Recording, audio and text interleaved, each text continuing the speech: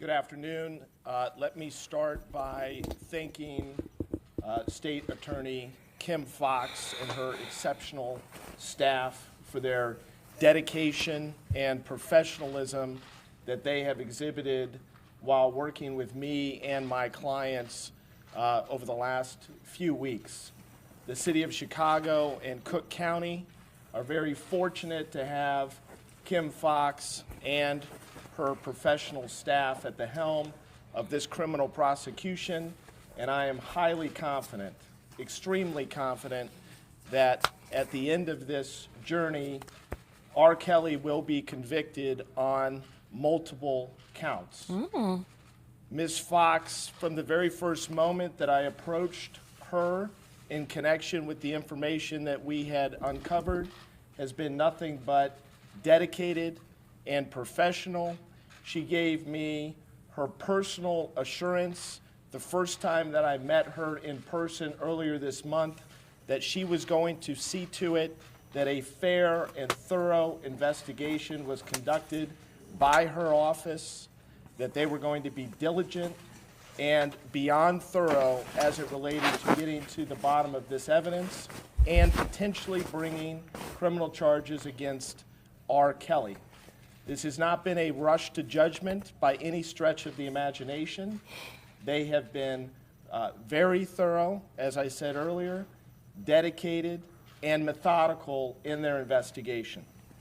I presently represent 6 clients, 2 victims, 2 parents, as well as 2 whistleblowers who can both be described as knowing R. Kelly and being within his inner circle for the better part of 25 years. My office was originally retained in April of last year by a concerned parent. We began a thorough investigation. We traveled the United States. We interviewed witnesses. We uncovered documents, and we did so very, very quietly so as to ensure that no complaints could later be made that we were pursuing this for any other reason other than justice. Again, we began in April of last year. Earlier this month, we uncovered and recovered a videotape of over 40 minutes in length. We promptly brought it to the attention of Ms. Foxx and others in her office.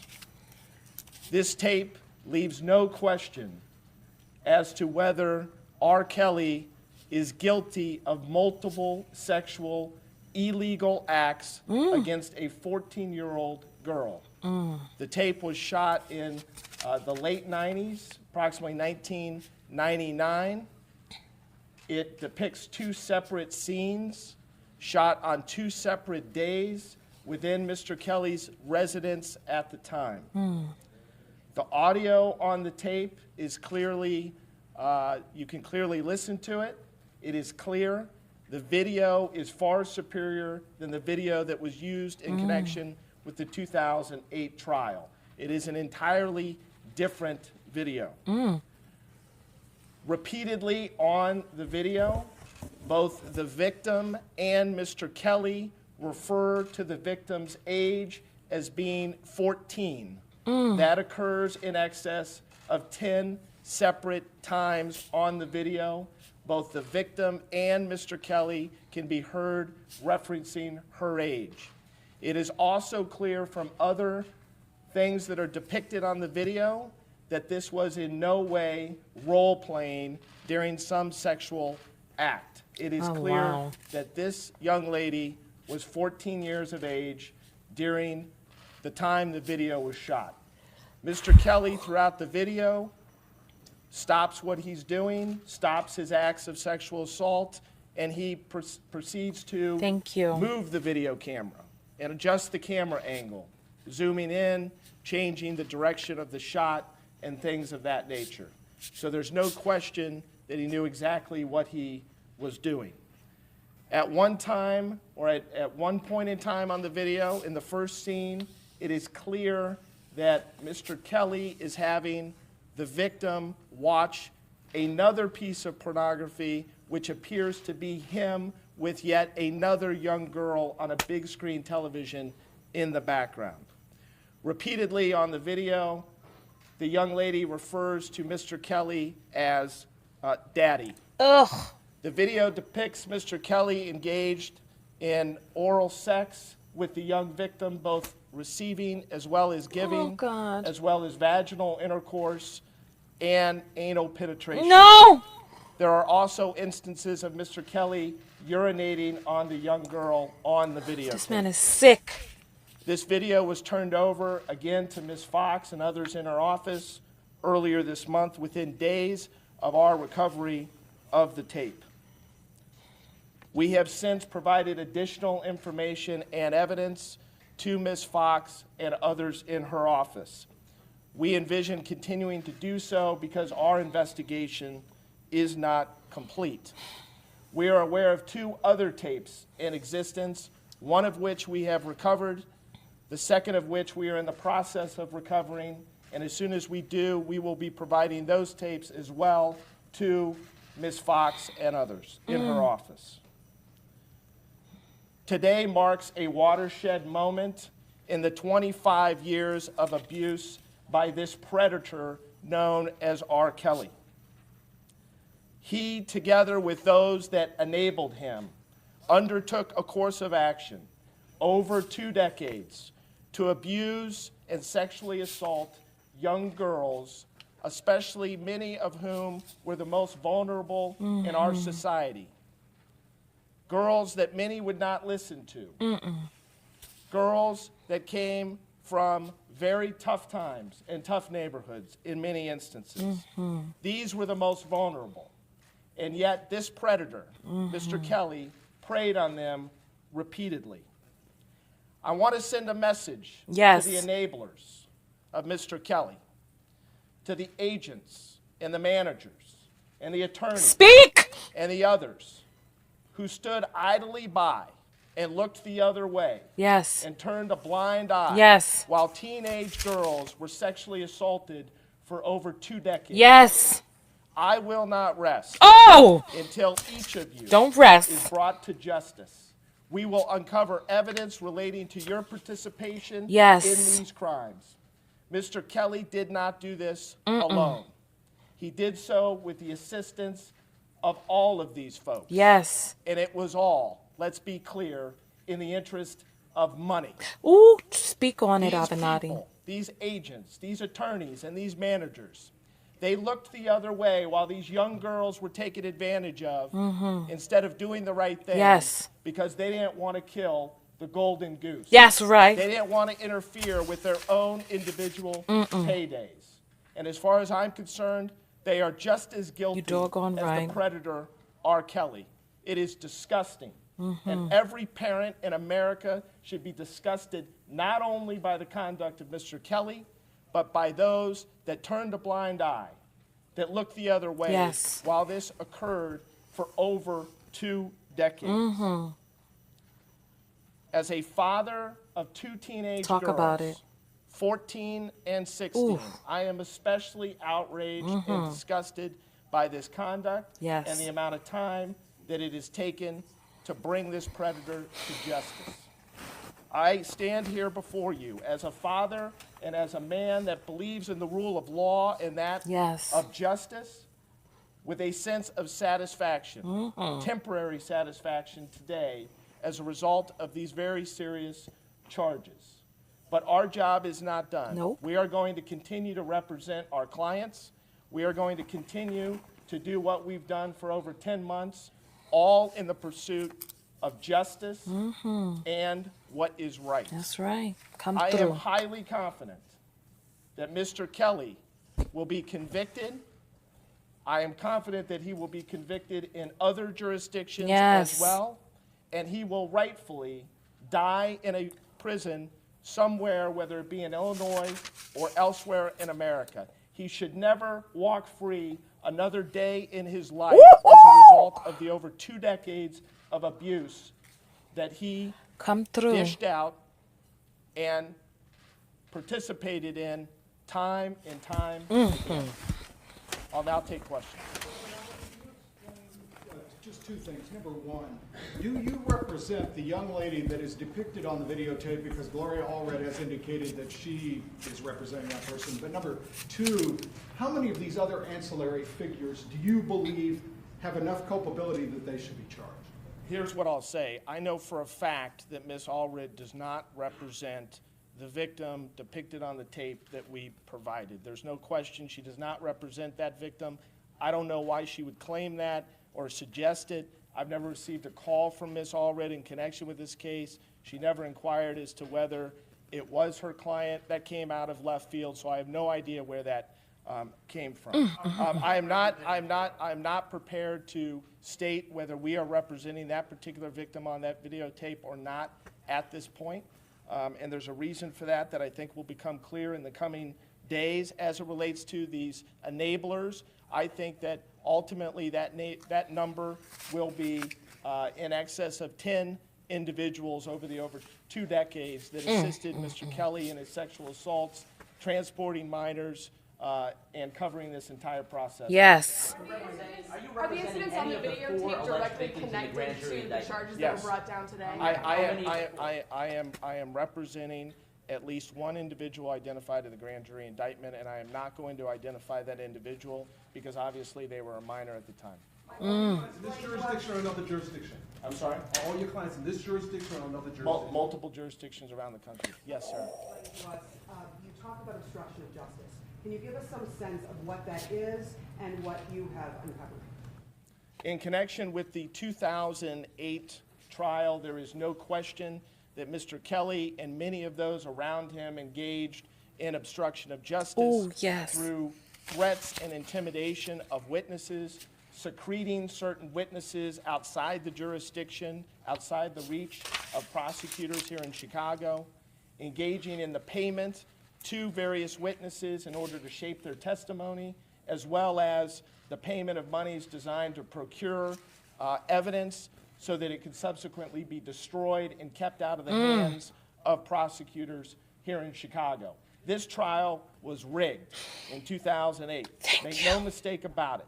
And that is how they were able to procure the acquittal of Mr. Kelly in 2008. And I am highly confident that this time around, the result will not be the same. So, I know you don't want to identify the victim you're representing in the grand jury. They were identified by initials. Can you at least tell us which of those initials so we know which case you were Yeah, I'm not going to do that at this time because I don't think it's appropriate, but I think at an appropriate time I will. Are the two whistleblowers that you're representing, you referred also to enablers. Are there people that you would consider to have been former enablers? And can you talk about what knowledge directly they have of this, these payments or anything that were I'm not at liberty to answer that question now because I don't want to out the confidentiality of the individuals that I represent who have now provided information to prosecutors. I don't want to put a target on their back during this very sensitive time. So I'm not willing to discuss in detail what their role was vis-a-vis Mr. Kelly, but they were close enough to him that they had knowledge of a lot of his conduct and a lot of his activities over the better part of 2 decades, including in connection with the 2008 trial and the obstruction efforts that I mentioned moments ago. Sir, you had a question. Yeah, are you aware if the grand jury saw the video, or was it indicated to you by prosecutors at least that they intended to use that as a means to try to obtain the indictment? I have certain knowledge as it relates to the grand jury, but I'm not going to discuss what that knowledge is or what the grand jury saw or did not see because those proceedings are secret by design, by law here in Illinois, and it would not be appropriate for me to comment on what the grand jury had at their disposal in connection with their charging decision. Are the incidents depicted on the videotape linked to any of the charges in the indictment? Yes. Ooh. The trial is rigged is quite a statement. Are you casting aspersions against Judge Vincent Gaughn or the prosecutors, the state's attorney at that time?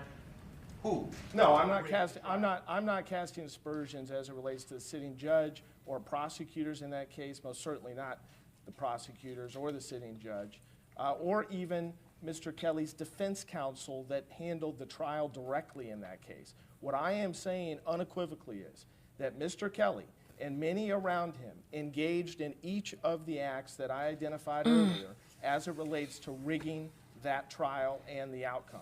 When you undertake... We wrote a story story in July 2008. Well, you've written a lot of great stories. I've written a lot of stories. July 2008, Gone unseals one of the 153 sealed transcripts. Lisa Van Allen was threatened by the then manager of Kelly with being murked.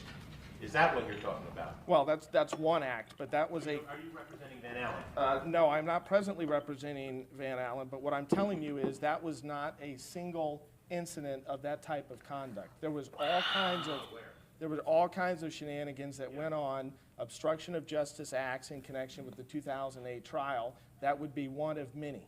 New York is frustrated that Kim Fox's office is not cooperating.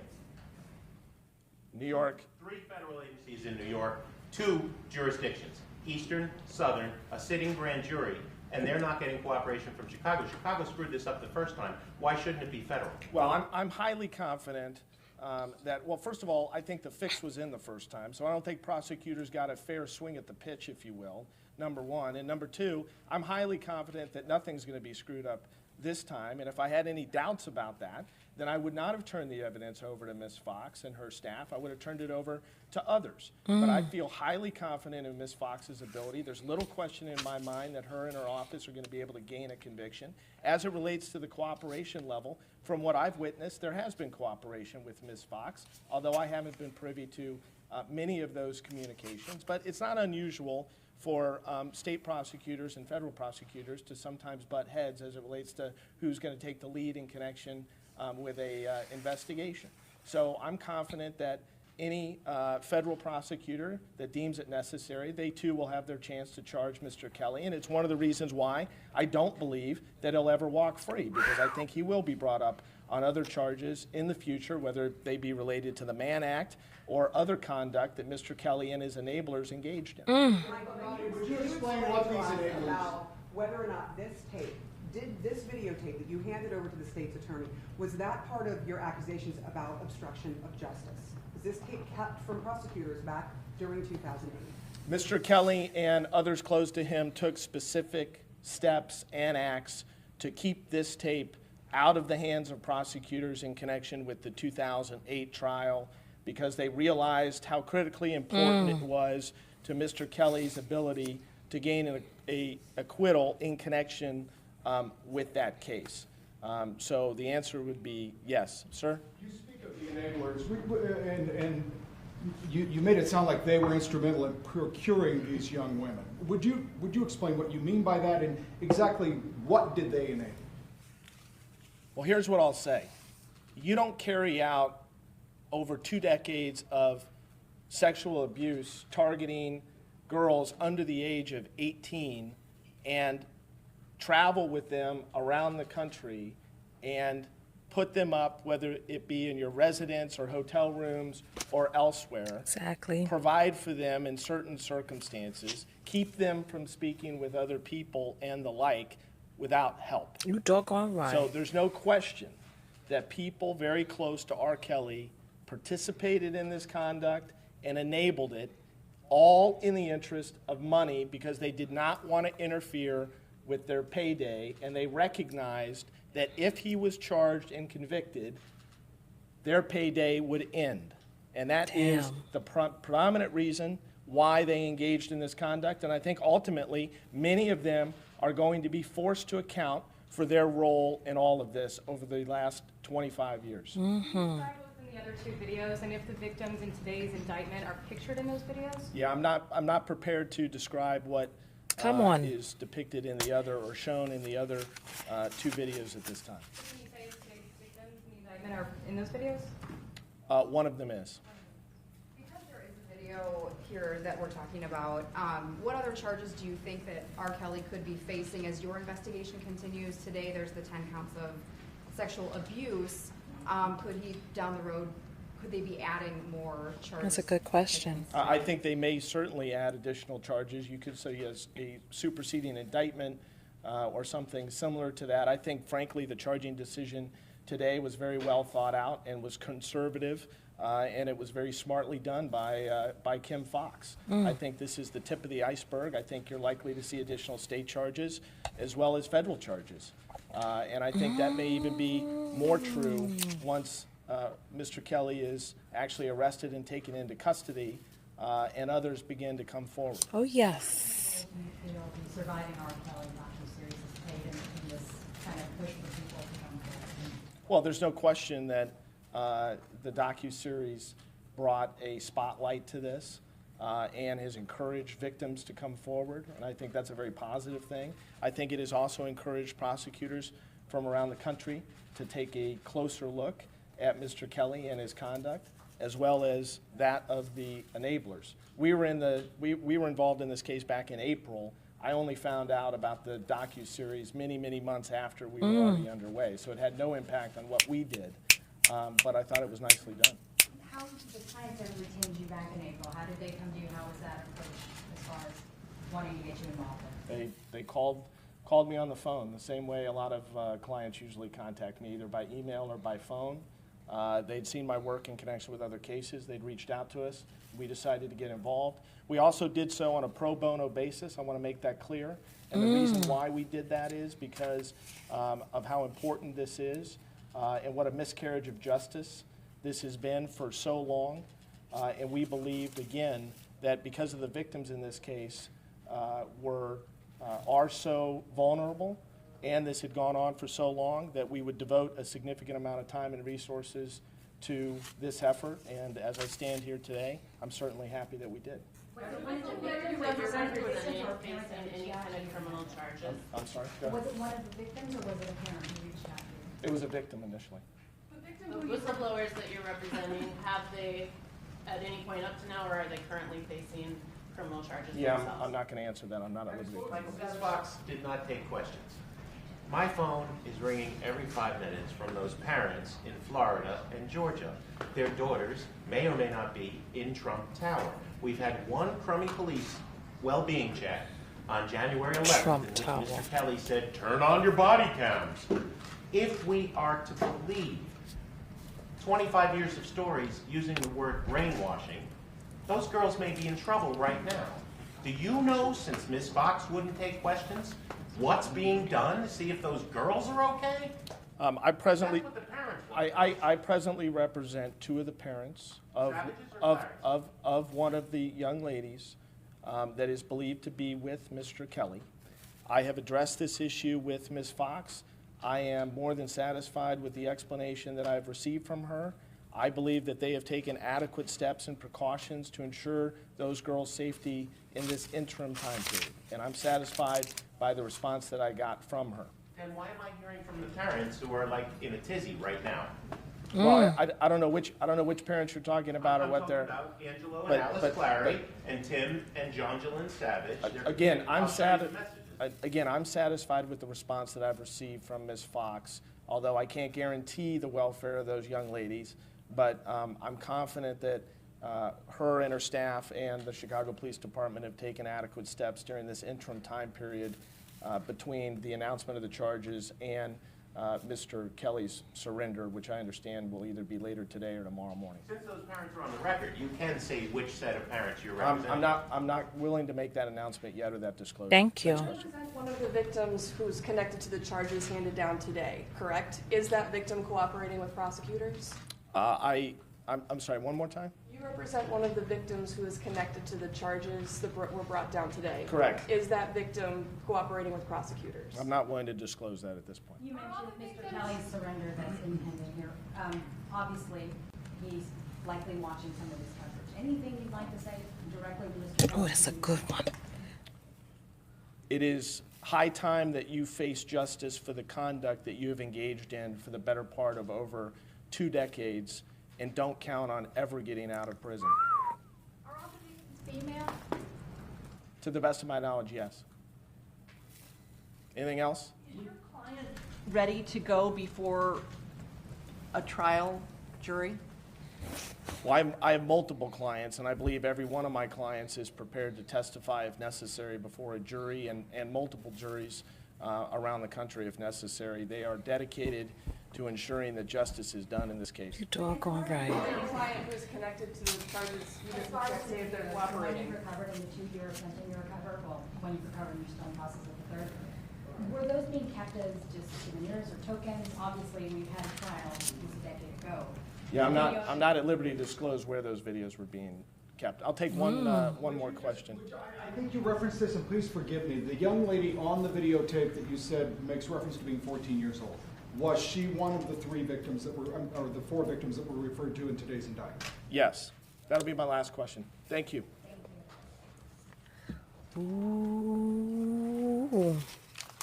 Ooh, ah, ooh, ah, ooh, ah, ooh, ah. Wow. That was explosive. You know, I was feeling tired in the beginning. I'm inside of my bedroom area. And so I wasn't going to even, I was just wanting to take a quick look at this and see what this was all about. Ooh. Man, when he said that R. Kelly will never get out of, will die in prison, I was like, you know what? The best part about this is that somebody has taken a vested interest in getting justice for these girls, and that he took this interest long before the documentary, according to him. And, you know, do we believe that? I believe it. So he said they started in 2008, April 2018, way before the documentary. And he kept this hush-hush because, you know, this is the same lawyer who was representing Stormy Daniels.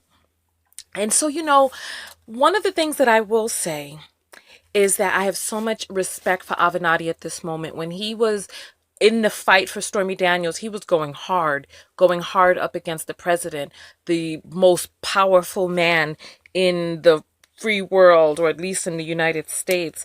But oh my goodness, 40-minute length tape. This man is sick. He said no question about it, and that he feels confident. I believe him. Oh, 10 separate times referring to her age as 14. He's confident that this is not role play. He's representing one of the girls who was named in the charges for that came out today for the indictment. So that means that we know who the girl on the tape is. And at the time of the tape, they can prove her age. So I'm happy about that. Then when they talked to, and you know what? One of the best parts about this is that he referred to those acts as sexual assault. I don't want to speak too loud for the YouTube algorithm because, you know, they'd be striking down my videos. But he referred to it for what it is.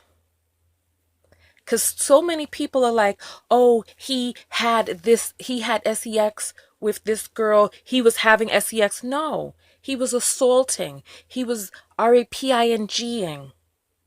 This was not sex. That's not sex. So let's go on. Ooh, when he talked about the enablers and how he would not rest, that is what I'm talking about right there. And in the multiple jurisdictions, that's what we were talking about. You know what? We're going to have to start doing some research of our own. We know for sure that Georgia is one of the jurisdictions. Now, is Florida another? You know what? We're going to have to do a little bit of research so that we can start reading the statutes so that we can see what are some of the other charges that he's going to be brought up on and kind of start calculating how much time he's going to get. The obstruction, the rigged trial, the federal charges. Now that is interesting right there. And then he has the nerve to be in Trump Towers of all places. How disgusting. I believe Avenatti. He said he's confident. I believe him. So let's talk about it in the comments. I'm hyped up right now. So listen, I'm Tanya TKO. I'm a self-love specialist. I help to empower you to love yourself and each other. And so on this channel, we talk about viral video topics that can be teachable moments in each of our lives. This story is a blockbuster, explosive story. I'm happy to be covering it. If you find some new things, send that to me. Somebody did send me the indictment papers. I have to read through all of that. This is exciting, good news, because I remember I posted that documentary about the psychopaths. When they choose their victims, they choose victims that are throwaways, that people won't believe, that people who are vulnerable, just like he was stating, and nobody advocated for them. And you know what? I don't want to hear anything from anybody talking about black this, black that, white this, white that. Anybody could have taken on this case. Anybody could have reached out to help these girls. This man did. This man did. And I feel elated. I feel elated. I feel elated that justice is finally going to be served and that these girls, you know, I'm going to do a live video because I want to talk with you all live and one-on-one. And I want to talk about, you know, a lot of these guys who are coming out, making this a black man against black woman issue and this, that, and the other, right? And it's a shame that we've gotten to this state in our lives, that we are so divided on something that is just fundamentally just wrong. Taking advantage of children is wrong. Assaulting children is wrong. And it's like we can't come to a consensus on that, and I find that embarrassing. And what else on top of that? You know, I think people discount just how traumatizing it is to be sexually assaulted.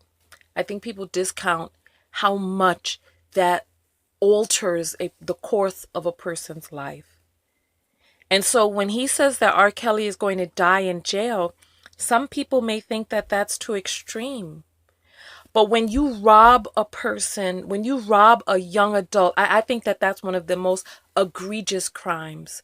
Robbing a child of their potential future.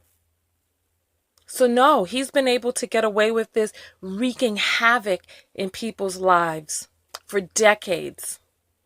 And now, you know, all in my mind, I just kept thinking, I believe I can fly. And I was just imagining, okay, over those jail walls, right?